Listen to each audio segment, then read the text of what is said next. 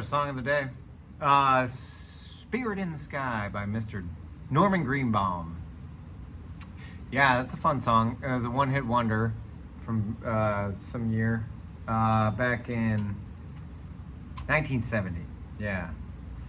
I've done that on the channel before, but I figured I'd throw it out there again because I was just putting together a playlist of songs that I'm doing for a gig, and that one popped up. Yeah, that song carries with it some interesting themes that have run around with rock and roll for a long time. There's always like the issue or the mindset or the worldview or considering rock and roll to be, you know, like spiritual or like religious.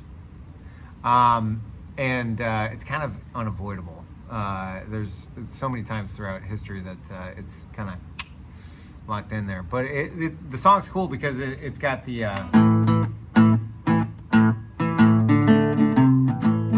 that's an old blues riff, you know, that's been used in so many how, you know.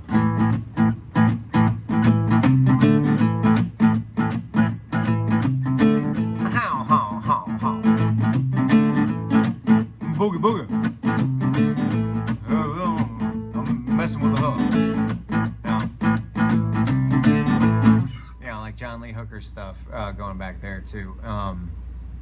And then, you know, ZZ Top did that thing too.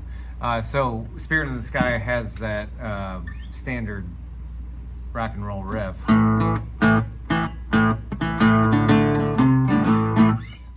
And the recording is really cool because the guitar is nice and overdriven and it sounds rad.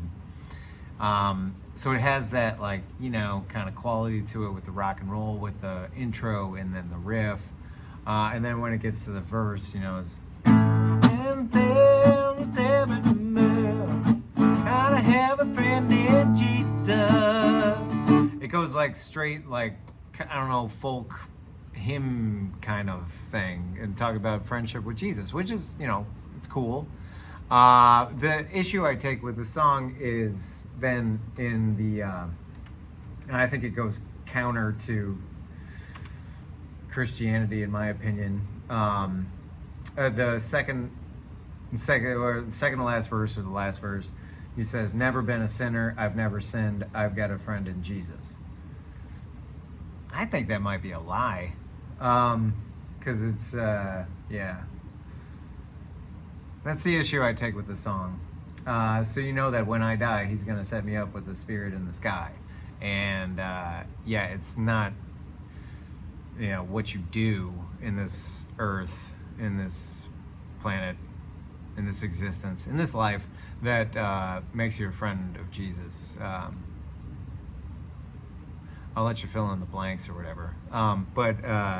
Yeah, Norman Greenbaum or any human being is not going to be without sin. I'm sorry. It's just the way that it is from a spiritual perspective. So that's the part of the song that I disagree with.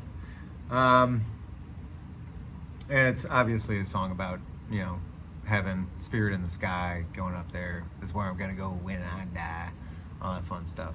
So anyway, there's the song of the day, Spirit in the Sky. Hope you enjoyed it.